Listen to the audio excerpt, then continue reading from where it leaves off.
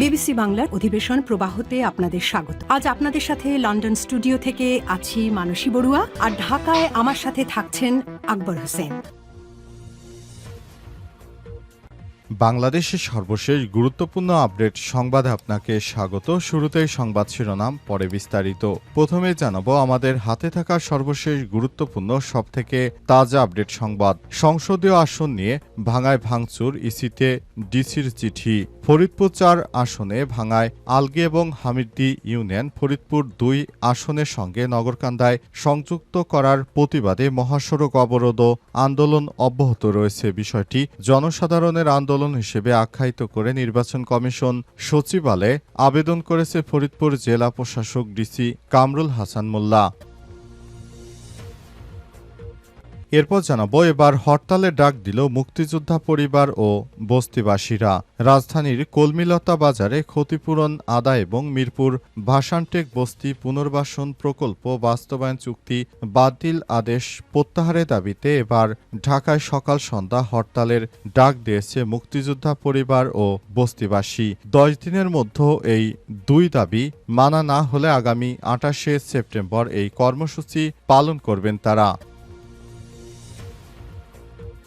এদিকে নদীতে ভাসছিল স্কুল শিক্ষিকার মরদেহ।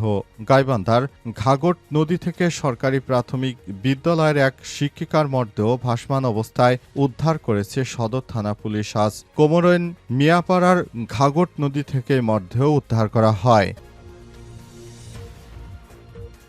এবারে জানাবো হাসিনার বিরুদ্ধে সাক্ষ্য দিতে ট্রাইব্যুনালে নাহিদ ইসলাম। শেখ হাসিনার বিরুদ্ধে ট্রাইব্যুনালে সাক্ষ্য দিতে হাজির হয়েছেন জাতীয় নাগরিক পার্টি এনসিপির আহ্বায়ক নাহিদ ইসলাম। আন্তর্জাতিক অপরাধ ট্রাইব্যুনালে জুলাই-আগস্টে সংগঠিত গণহত্যার ঘটনায় আজ তার সাক্ষ্য দেওয়ার কথা রয়েছে।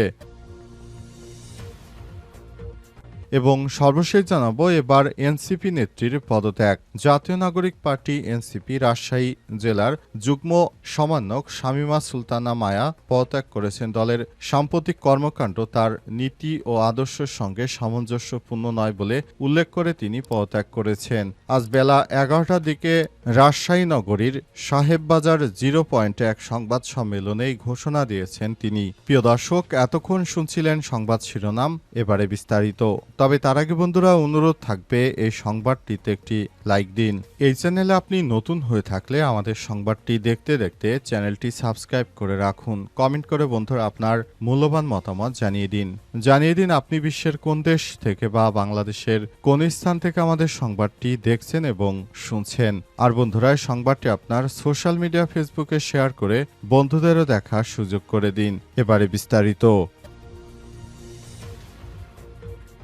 সংসদীয় আসন নিয়ে ভাঙায় ভাঙচুর, ইসিতে ডিসির চিঠি। ফরিদপুর 4 আসনে ভাঙায় আলগী এবং হামিরদী ইউনিয়নে। ফরিদপুর 2 আসনের নগরকান্দা সালতার সঙ্গে যুক্ত করায় প্রতিবাদ মহাসড়ক অবরোধ ও আন্দোলন অব্যাহত রয়েছে। বিষয়টি জনসাধারণের আন্দোলন হিসেবে আখ্যায়িত করে নির্বাচন কমিশন সচিবালয়ে আন্দোলন বন্ধ করতে আবেদন জানিয়েছে ফরিদপুর জেলা প্রশাসক ডিসি কামরুল হাসান মোল্লা। সোমবার 15 সেপ্টেম্বর ফরিদপুর জেলা প্রশাসক ও জেলা ম্যাজিস্ট্রেট মোহাম্মদ কামরুল হাসান মোল্লার ভাঙার আলগী এবং হামিরদী ইউনিয়নকে ফরিদপুর 4 আসনে অন্তর্ভুক্ত করার বিষয়টি পুনর্বিবেচনার আবেদন জানিয়েছে নির্বাচন কমিশনের সিনিয়র সচিব বরাবর একটি চিঠি দেন। জেলা প্রশাসকের স্বাক্ষরিত চিঠি বরাতে জানা গেছে, গত 4 সেপ্টেম্বর নির্বাচন কমিশনের প্রকাশিত গেজেটের সূত্র উল্লেখ করে চিঠিতে বলা হয়েছে ফরিদপুর 2 এবং ফরিদপুর 4 এর সংসদীয় সীমানা পুনর্নির্ধারণ করা হয়। উক্ত তালিকায় ফরিদপুর 4 এর অন্তর্গত ভাঙ্গার 2টি ইউনিয়ন আলগী ও হামিরদী জাতীয় সংসদ আসন ফরিদপুর 2 এর মধ্যে অন্তর্ভুক্ত করা হয়। তালিকা প্রকাশিত হওয়ার ফলে 4 সেপ্টেম্বর থেকে ফরিদপুরের ভাঙ্গা উপজেলার আলগী ও হামিরদী ইউনিয়ন সহ ভাঙ্গা উপজেলা সাধারণ জনগণ আসন বিন্যাস বাতিলের দাবিতে মহাসড়ক ও রেলপথ অবরোধ সহ বিক্ষোভ কর্মসূচি পালন করতে থাকে। ফলে ক্রমান্বয়ে আইনশৃঙ্খলা পরিস্থিতির অবনতি ঘটতে থাকে। এবার হরতালের ডাক দিল মুক্তিযোদ্ধা পরিবার ও বস্তিবাসীরা। রাজধানীর কলমিলতা বাজারে ক্ষতিপূরণ আদায় এবং মিরপুর ভাসানটেক বস্তি পুনর্বাসন প্রকল্প বাস্তবায়নের চুক্তি বাতিলের আদেশ প্রত্যাহারের দাবিতে এবার ঢাকায় সকাল সন্ধ্যা হরতালের ডাক দিয়েছে মুক্তিযোদ্ধা পরিবার ও বস্তিবাসীরা। আগামী 10 দিনের মধ্যে এই দুই দাবি না মানা হলে আগামী 28শে সেপ্টেম্বর এই কর্মসূচি পালন করবেন তারা। সোমবার 15ই সেপ্টেম্বর দাবি আদায় বিভিন্ন জায়গায় স্মারকলিপি প্রদান শেষে শহীদ মুক্তিযোদ্ধা পরিবারের সন্তান আব্দুর রহিম এই কর্মসূচির ঘোষণা করেন। রাতে আন্দোলনকারীদের পক্ষ থেকে এক বিজ্ঞপ্তিতে এই তথ্য জানানো হয়েছে। দুই দাবিতে গত 9 আগস্ট থেকে টানা 38 দিন যাবৎ জাতীয় প্রেস ক্লাবের সামনে অবস্থান কর্মসূচি পালন করা হয়। অন্তর্বর্তীকালীন সরকারের প্রধান উপদেষ্টা প্রফেসর ড. মোহাম্মদ ইউনূসের সরকার আসার পর অনেক জায়গা থেকে উচ্ছেদ অভিযান পরিচালনা করা হচ্ছে এবং এসব কারণে তারা অনেক জায়গায় সরকারের বিরুদ্ধে ফুঁসে উঠেছে। তাই তারা এই ধরনের কর্মসূচি হরতালের ডাক দিয়েছে। তারা মূলত জেলা প্রশাসকদের কাছ থেকে যে উচ্ছেদ অভিযানের শিকার হয়েছে এর প্রতিবাদে এই হরতাল পালন করতে চায়। 2 দফা দাবিতে গত 9 আগস্ট থেকে টানা 38 দিন যাবৎ জাতীয় প্রেস ক্লাবের সামনে অবস্থান কর্মসূচি পালন করছে মুক্তিযোদ্ধা পরিবার ও বস্তিবাসীরা। একই ধারাবাহিকতায় আজ জাতীয় প্রেস ক্লাবে দোয়েল চত্বর, বিজয়নগর, পানির ট্যাঙ্ক, রায়শাহবাজার মোড় থেকে মিছিল নিয়ে পর্যায়ক্রমে দুর্নীতি দমন কমিশন, দুদক, ভূমি উপদেষ্টা ও ঢাকা জেলা প্রশাসক ডিসি সহ বিএনপি ও জামাত ইসলাম বরাবর স্মারকলিপি প্রদান করেন আন্দোলনকারীরা। নদীতে ভাসছিল স্কুল শিক্ষিকার মরদেহ।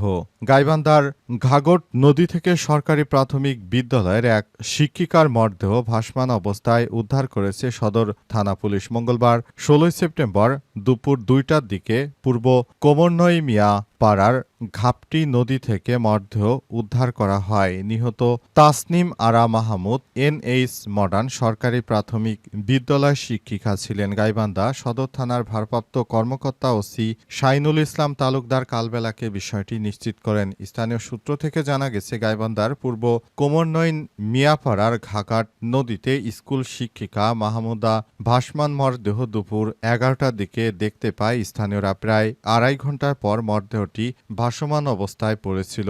স্থানীয়রা মরদেহটি ভাসতে দেখে পুলিশকে খবর দেয়। এরপরই সদর থানা পুলিশ এসে মরদেহটি উদ্ধার করে হাসপাতালে নিয়ে যায়। স্থানীয় বাসিন্দা করিম মিয়া বলেন, দুপুর বেলায় নদীতে গোসল করতে এসে দেখতে পায় মরদেহটি। পরে আস্তে আস্তে লোকজনের ভিড় জমে পুলিশকে ফোন দেয়। পরে পুলিশ মরদেহটি নিয়ে যায়।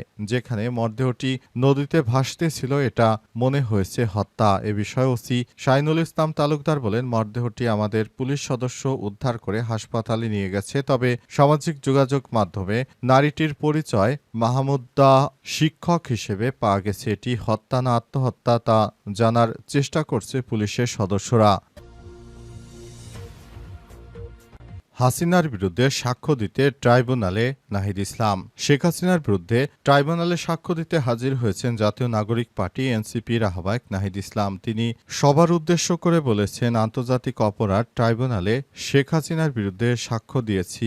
শেখ হাসিনা যেন মৃত্যুদণ্ড কার্যকর করা হয়। কারণ জুলাই আগস্টের গণ অভ্যুত্থানে দেশজুড়ে যেভাবে নৃশংস হত্যাকাণ্ড চালিয়েছে শেখ হাসিনা, তার ফাঁসি হওয়া উচিত। কারণ তিনি এমন একজন স্বৈরাচারী শাসক ছিলেন। বিগত সময় শিক্ষার্থীদের রক্তে রঞ্জিত হয়েছে শেখ হাসিনার 2 হাত। শেখ হাসিনার বিরুদ্ধে তাই আন্তর্জাতিক অপরাধ ট্রাইব্যুনালে সাক্ষ্য দিয়েছেন। এর আগে আমার দেশ পত্রিকার সম্পাদক মাহমুদুর রহমান পর্যায়ক্রমে 2 দিন শেখ হাসিনার বিরুদ্ধে ট্রাইব্যুনালে সাক্ষ্য দিয়েছেন।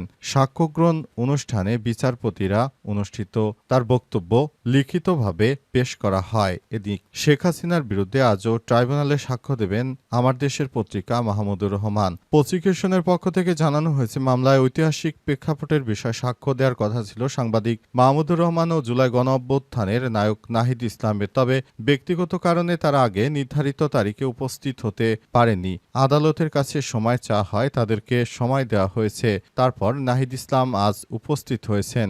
2 দিন আগে তার মূলত উপস্থিত হওয়ার কথা ছিল। তিনি ব্যক্তিগত কারণে 2 দিন পরেই উপস্থিত হলেন। এর আগে তিনি উপস্থিত হতে পারেননি।